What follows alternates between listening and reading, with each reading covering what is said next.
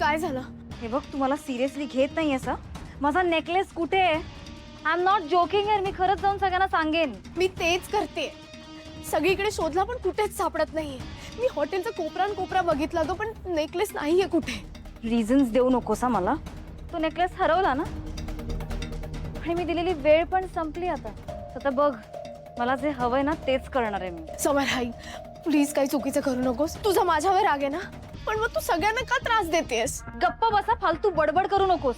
तू एकटी नाही, तुमच्या सगळ्यांची लायकी दाखवणार आहे मी. आता आल्यापासून बघते नुसत्या पुढे पुढे पुढे पुढे करताय. माझ्या मम्माला इमोशनल केलं आणि ती देते तुम्हाला पैसे आणि दागिने. मला काय कळत नाही, पण इनफ इज इनफ. आता मी तुम्हाला सगळ्यांचे रिअल फेसेस दाखवेन. समयरा, ऐक ना, तुला जी काय शिक्षा द्यायची ना ती मला दे प्लीज. मी ती भोगायला तयार आहे, पण प्लीज असं काही करू नकोस.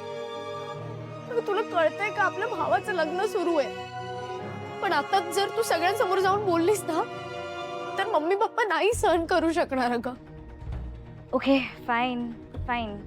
तुला एक ऑप्शन देते, ऐकशील? बोल ना. तू बोलशील ते करायला तयार आहे मी. सो तू सगळ्यांच्या समोर माझ्या पाया पड आणि माझी माफी माग. पाया पडायचंय, नुसतं सॉरी बोलून नाही चालणार आहे. ते काय ना, एवढ्या एक्सपेन्सिव्ह नेकलेसच्या अगेन्स्ट हे तर काहीच नाहीये. चोरीचा आळ येण्यापेक्षा हे तर बेटरच आहे. समयरा, आम्ही चोरी केली नाहीये, कुठलाही गुन्हा केला नाहीये, आणि ही अशी माफी मागायची आहे मी तुझी? माझ्या मम्माने तो एक्सपेन्सिव्ह नेकलेस तुम्हाला दिला होता ना, पण तुम्ही तो हरवलात. अगं पण ओके फाईन फाईन. इगो पुढे तुला तुझ्या मम्मी पप्पांची इज्जत अजिबात इम्पॉर्टंट नाही आहे ना. मी तर ऑप्शन दिला होता, पण तू तो एक्सेप्ट केला नाहीस.